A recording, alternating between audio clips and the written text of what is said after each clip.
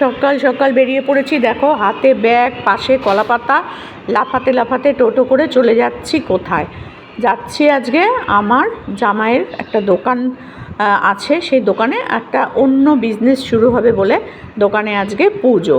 তো আমি বেরিয়ে পড়েছি, দেখো টোটো করে, এই যে চলে এসেছি দোকানে। আর দোকানটা আগে থেকে কিন্তু এরকমই সুন্দর করে সাজানোই ছিল। তো আজকে আবার আগের দিন পরিষ্কার পরিচ্ছন্ন করে যাওয়া হয়েছে। আর এই যে ব্যাগে করে সব নিয়ে আমি চলে এলাম এই দোকানে। এখন পুজো হবে, আজকে লক্ষ্মী গণেশ পুজো হবে। তো এই যে দেখো আসন পেতে ঠাকুরকেও বসিয়ে রাখা হয়েছে, এই যে লক্ষ্মী গণেশকে আনা হয়েছে আর সুন্দর করে আসন পেতে সাজিয়েছি। এবার আমি বসবো এগুলো ফল টলগুলো কাটতে। আর আমার সাথে চলে এসেছে ঠাকুরমশাই। ঠাকুরমশাইও খুব ভালো, ভীষণ ভালো ঠাকুরমশাই কাজ করে এত সুন্দর করে, তোমাদেরকে কি বলবো। যদি তোমাদের কোনো দিন কোনো কাজ করানোর প্রয়োজন হয় আমাকে অবশ্যই বলো, আমি ওর সাথে তোমাদের যোগাযোগ করিয়ে দেবো। ভীষণ ভালো ছেলে। তো যাই হোক, সেই কাজগুলো করে টোরে নিয়ে এবার আমরা বসে পড়েছি। সামনে আবার বোর্ড লাগানোর কাজও চলছে। তো আমি এখানে বসে পড়েছি ফল কাটতে, আর ওইদিকে ঠাকুরমশাই গোছানো গাছানোগুলো করছে, কারণ ঘট ফট এগুলো আমি অত গোছাতে পারবো না। তো আমার তো বললো, তুমি কাকিমা তুমি ফলগুলো একটু কেটে দাও, তবে সব ফল কেটো না, অল্প করে ফল কাটো, কারণ ফল এত বেলায় কেউ খাবে না। তো অল্প অল্প করে কাটো আর বাকিটা তুমি গোটা দিয়ে দিও। তাহলে ঠিক আছে। সত্যি করেই খাওয়ার লোক কেউ ছিল না। তো সেইগুলোই ও আর আমি কথা বলতে বলতে কেটে ফেলছি। এদিকে জামাইয়ের বাবা দুজনে একবার দোকান থেকে যেটা আনা হয়নি সেটা আনতে যাচ্ছে, কাউকে ফোন করছে, কাউকে এদিকে যাচ্ছে ওদিকে যাচ্ছে, এই কাজকর্মগুলো চালাচ্ছিল। আর আমরা দুজনে মিলে ফল টল কাটা, গোছানো গাছানো এগুলো সব সেরে ফেলছিলাম। দেখো এখানে আমার কাজ মোটামুটি শেষ। নৈবেদ্য সাজানো, ফল কেটে দেওয়া, সব আমার কাজ কমপ্লিট। এবার যা করবে ঠাকুরমশাই করবে। উনিও মোটামুটি গুছিয়ে গাছিয়ে তৈরি হয়ে গেছে। আর আমি তোমাদেরকে একটু ঘুরে সবটা দেখিয়ে দিলাম। দেখো পাশে থালায় গোটা ফল রেখে দিয়েছি, আর বাকিটা একটা একটা করে কেটে দিয়েছি, কারণ অত খাবার দেবার লোক ছিল না। তো আর এই দোকানটা কিন্তু আগে একটা অন্য দোকান ছিল, এবারে হবে অন্য দোকান, তাই জন্য সুন্দর করে আবার পুজো হলো। আর এই যে গণেশজিকেও মালা টালা দেওয়া হয়েছে। আর এবার দেখো এবার পুজোতে গোছানো হয়ে গেছে, ঠাকুরমশাইও বসে পড়েছে। ভীষণ ভালো পুজো করে। আমি তোমাদেরকে একটু ঘুরে ঘুরে দেখিয়ে দিচ্ছি। এখনও জামাই আসেনি, আর বাইরে প্রচণ্ড একটা বৃষ্টি নেমে গেছে। ওরা কোন দোকানে গেছে, কোথায় গেছে, আটকে গেছে। এখন আবার বৃষ্টিটা একটুখানি কমলে তারপর ওরা আবার আসবে। আর এদিকে ঠাকুরমশাই এই যে পুজো শুরু করে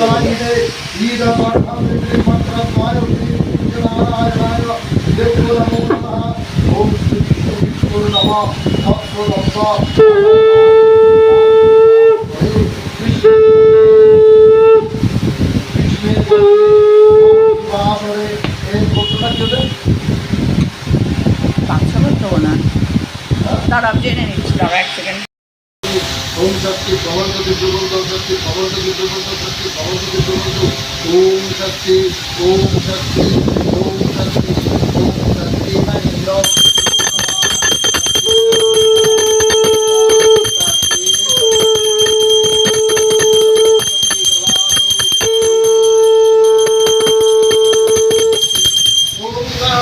गणपति को हवामहे निधिनंता निधिपति को हवामहे प्रियनंता प्रियपति को हवामहे वसु मम ओम शक्ति ओम शक्ति ओम शक्ति एक मंत्र ओम नमो बजरंग महारामचंद्राय रामभक्ताय रामदूतसे रघुनाथाय नमो नमः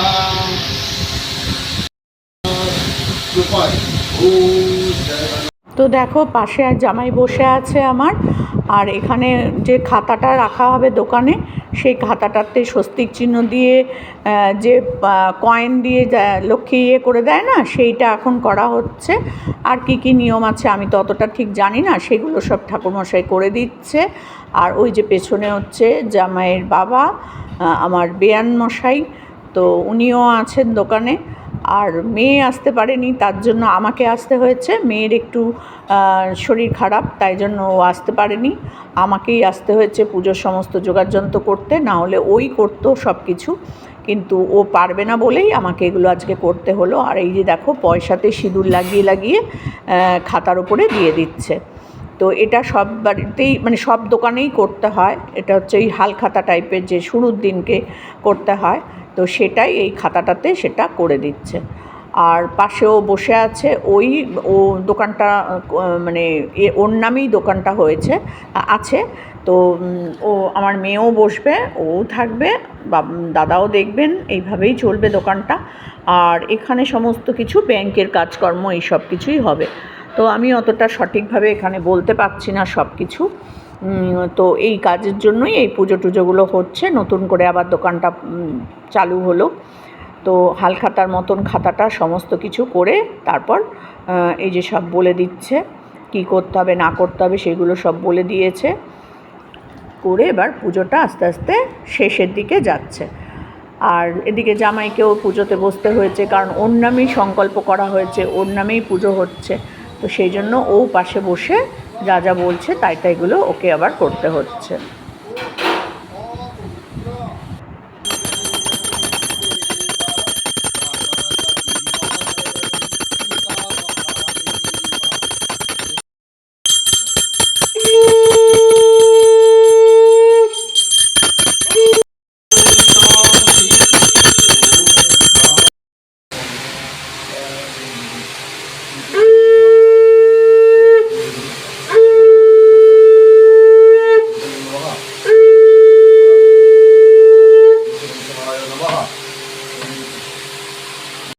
আজ হচ্ছে মঙ্গলবার, সকাল থেকে ভিডিও করতে পারিনি।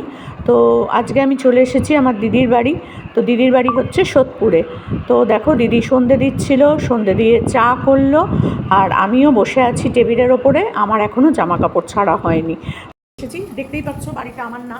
আর এই দেখো আমার দিদির ছেলে, হাই বল। হাই। আর এইদিকে দেখো, এই দেখো হাই, আমাকে তো চেনো সবাই, কেরা পুষ্পিতা, আমার বোন হয় সোমা।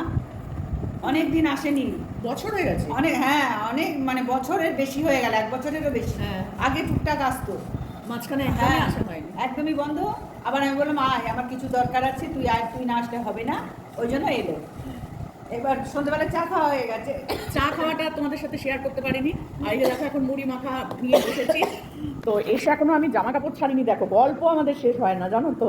আর এসে এই যে টেবিলে বসেছি, এখনও পর্যন্ত বসে গল্প করেই যাচ্ছি। চা খাওয়া হয়ে গেছে, জামাইবাবু ছিল, এতক্ষণ বক বক গল্প করছিলাম। তো এখন একটু দোকানে গেছে। ভাই বললো খুব তো এই মুড়িটা খেয়ে নিই। মুড়িটা খেতে খেতে আমরা একটু গল্প করছি। পেঁয়াজ, কাঁচা লঙ্কা, চানাচুর সব দিয়ে তেল দিয়ে এই যে মেখে নিচ্ছি। কাঁচা লঙ্কাটাও আছে, বেশ ভালো করেই দিয়েছি। দিয়ে এখন মুড়িটা খেয়ে জামা কাপড় ছেড়ে তারপর দিদির বাড়িটা তোমাদেরকে কালকে সকালে আবার ঘুরে দেখাবো। তোমরা তো হয়তো ভুলে গেছো, আর নতুন বন্ধুরা তো দেখোই নি আমার। তো অবশ্যই তোমাদের দেখাবো। এত সুন্দর করে গুছিয়ে রাখে, আমার দ্বারা হবে না। তো তোমার বাড়ি একটু শুদ্ধ করছে। তাও এখন না অনেক উল্টোপাল্টা হয়ে থাকে, জামা কাপড় গোছাতে ইচ্ছা করে না, এই না ওই না ফেলে রেখে দিই। এখন জামা কাপড় ছেড়ে নিয়েছি, আর দুই বোনে বসে পড়েছি এখন প্রচুর বড় একটা জিনিস করতে, গুরুত্বপূর্ণ একটা জিনিস, যার জন্য আমি কত দূর থেকে বৃষ্টির মধ্যে ছুটে ছুটে আসতে হচ্ছে, বুঝেছো? হ্যাঁ, ঠিক কথা। ওকে অনেকদিন ধরে বলছি, আশা হচ্ছে না। হ্যাঁ, তারপরে ওরও বাড়ির কাজ, আমারও বাড়ির কাজ, দুজনেরই বাড়িতে কাজ। এবার বাড়ির কাজ মানে শেষ হয়ে গেছে, আর এখন কিছু করাবো না, আবার পরে। তো বাড়ি তোমাদেরকে কালকে ঘুরে অন্য ব্লগে দেখাবো। হ্যাঁ। তো এখন আমি মেন যেটার জন্য এলাম সেটা হচ্ছে ছদ্দির একটা চ্যানেল আছে। তো আমার দুখানা বন্ধুরা, চ্যানেল? হ্যাঁ দুটো চ্যানেল আছে। তো আমার বন্ধুদের কাছে আমার রিকোয়েস্ট, আমার দিদির চ্যানেলটা তোমরা কিন্তু অবশ্যই অবশ্যই দেখবে, দিদির পাশে থাকবে। তো চ্যানেলের নামটা বলে দে। হ্যাঁ, আমার চ্যানেলের নাম কেয়ার অফ পুষ্পিতা কন্ট্রোভার্সি একটা, আর এক ডেইলি ব্লগ হচ্ছে পুষ্পিতা লাইফ জার্নি। তো দুটো চ্যানেল তোমরা একটু দেখো। আর অনেক দিন বাদে এলাম, অনেক একটা বছর বোধহয় হয়ে গেছে না? হ্যাঁ হ্যাঁ হ্যাঁ, হ্যাঁ, এক বছরের বেশি, তার মধ্যে আর আসা হয়নি। হ্যাঁ, ঠিক তো কথা। এখন ছদ্দির ভিডিও তো ভালোই করছে, মোটামুটি ভালোই ভিউজ হয়। কন্ট্রোভার্সি চ্যানেলে তো ভালোই ভিউজ হচ্ছে, তোমরা একটু দেখো। আর কাকে নিয়ে করছে কি নিয়ে করছে সেসব আমি বলবো না, হ্যাঁ, তোমরা subject, দেখে হ্যাঁ, নেবে। যার সাবজেক্ট আমাদের আলাদা, কিন্তু হ্যাঁ। দেখবে ভালোই লাগবে, বলে খুব সুন্দর। তো এবার হচ্ছে গিয়ে ছদ্দি একটা জিনিস যেটা পারে না, সেটার জন্য আমি এসেছি। হ্যাঁ, না না বল, সেটা ছোটদিকে বলতে গেলে যখন ফার্স্ট ছদ্দি শুরু করলো, বল সেদিনটা। হ্যাঁ, তাহলে গল্পটা বলি, গল্পটা বলেওছি। হ্যাঁ, না, নতুন বন্ধুরা জানে না। নতুন বন্ধুরা জানে না। প্রথম ভিডিও মানে ইউটিউব দেখে ভিডিও করার নেশা আমার প্রথম হয়েছিল। তা আমি তো পারি না, আমি জানি সোমা ছাড়া আমাদের ফ্যামিলিতে আর কেউ করার নেই।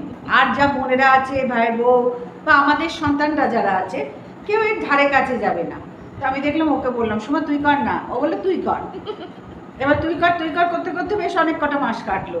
তারপরে বললাম সোমা তুই শুরু কর, কিন্তু তারপরে মেয়ের বিয়ে হয়ে গেল। এই করতে করতে তখন আমি একদম ফ্রি হলাম।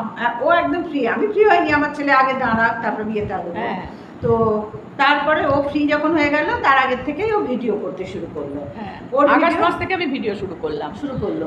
এবার ও ভিডিও করার পরে পরে বেশ কিছু মাস হয়ে যাওয়ার পর আমাকে ধরেছে, এবার তুই কল, তুই তো নাচিয়েছিলি, তুই কল। আমি তো আর ভাই খুলতেই পারছি না, কি বলবো। ছদ্দির বাড়ি হচ্ছে সোদপুর থেকে ছদ্দি এলো হচ্ছে আমাদের ইছাপুর, গিয়ে আমার বাড়িতে থেকে তারপরে শিখলো, লিখে টিখে দিলাম, সব করলো। তারপরে ফোন হচ্ছে না, ঠিক ফোনে গন্ডগোল। হ্যাঁ, ফোন হাত থেকে জলে পড়ে গেল। ভিডিও করতে গিয়ে এরকম ধরে আছি, আর এক হাতে জলের বালতি কাজ করছি, টপ করে হাত ব্যাস হয়ে গেল, ভিডিও করা বন্ধ। আবার ফোন কেনা হলো, আবার শুরু হলো। তখন আবার আমাদের মাসির বাড়ি গেল, মানে ওর বাপের বাড়িতে গেল। ওখানে গিয়ে বসে বসে আবার একটু শেখালাম, শিখে ফার্স্ট ফোনটা ভিডিওটা বোধহয় ওখান থেকেই শুরু হয়েছিল। দিয়ে ওখানে তারপরে এই ফোনটা কিনলো। তারপর আবার সোমা তুই আয়, এইটা না হচ্ছে না আমার দ্বারা, তুই আয়। আবার আমি ওখান থেকে এখানে এলাম, এসে বসে সব লিখে দিলাম ওকে কাগজে। যা তোমরা তো জানো আমিও কিছু পারি না পারি ভালো, তাও এখন করতে করতে সব পেরে গেছে। হ্যাঁ, না পারি ভালো থাম্বনেল, না পারি টাইটেল। তোমরা তো সেভাবেই আমার ভিডিও দেখো। তো সেইটুকুনি যেটুকুনি আমি জানি, আমি সবাইকেই বলি যে দেখো আমি তো জানি না, যেটুকু জানি সেটুকু শেখাতে আমার কোনো অসুবিধা নেই। তাই ছলদি বলে তুই একটু আয়, একটু থাম্বনেলটা তুই কি করে, ওই যে 4টে করে আমি করেছি না, আমি পাচ্ছি না, ব্লগ চ্যানেলে যেটা করি না, ওই যে 4টে 3টে 5টা করে ছবি দিয়ে অ্যাড করে যেটা করি, তো ওটা তো আমিও নতুন শিখেছি, আমিও জানতাম না। আর এই করতে করতেই শিখছি। আর যেহেতু পারে, হ্যাঁ, আর বয়স হয়েছে তো কিছু, তাতে কোনো অসুবিধা নেই। আর বয়স হলেও শেখার কোনো শেষ নেই। চিতায় ওঠার আগেও যদি সময় থাকে তো শিখে যাই। তো সেই কারণে আমি তো জানোই, শিখতে শিখতে এর বাড়ি ওর বাড়ি তার বাড়ি কত বাড়ি চলে যাই। তো যেটুকুনি শিখেছি সেটুকুনি আমি সবাইকে বলি যে এটা এরকম করে করো, ওটা ওরকম করে করো না, এই। তারপর সত্যি অনেকদিন ধরে বলছে আয় না, তুই তো, আমি তো একাই বাড়িতে থাকি, তা তুই চলে আয় কদিন। তারপরে দেখলাম না, আজকে একটু সুযোগ সুবিধা আছে, সত্যি হলো কালকেই তাহলে চলে আয়, না কালকেই ফোন করেছিল আবার। হ্যাঁ, তারপরে আমি সন্ধ্যেবেলা এলাম, এসে চা মুড়ি টুড়ি খেয়ে একদম জামা কাপড় ছেড়ে এখন বসেছি ওকে একটু থাম্বনেল বানানো শেখাতে। নিজে কি থাম্বনেল বানাই তোমরা তো জানোই, যাই পারে। আমিও এরকমই দেবো, ও খুব ভালোই পারে গো, ওই দেখছো ভালোই পারে, খুব সুন্দর। যেটা পারি সেটাই শেখাবো, ভালোই। কিন্তু তোমরা দেখো, কিন্তু অবশ্যই ওর ভিডিওগুলো দেখবে, ঠিক আছে? কষ্ট করে দেখো, আমি জানি তোমাদের কষ্ট হবে। আমিও তো বললি যে আমার ভিডিওগুলো তোমরা যখন ফ্রি টাইম থাকবে, মানে ফোন ঘাটো না, ওই টাইমে চালিয়ে রেখে চান করতে চলে যাবে। এই বুড়িগুলো শুনতেও হবে না, মিউট করে রেখে দিও, দেখতেও হবে না। তোমরা যে টাইমে ফোন ঘাটো না সেই টাইমে চালিয়ে রেখে দিও। আর ওরা বলে আন্টি তুমি এরকম ভাবে বলো না, দিদি ঠিকই বলেছে, কি করবো। এমনি তো আমাদের মতো মানুষদের তো আর হট করে কেউ নেবে না।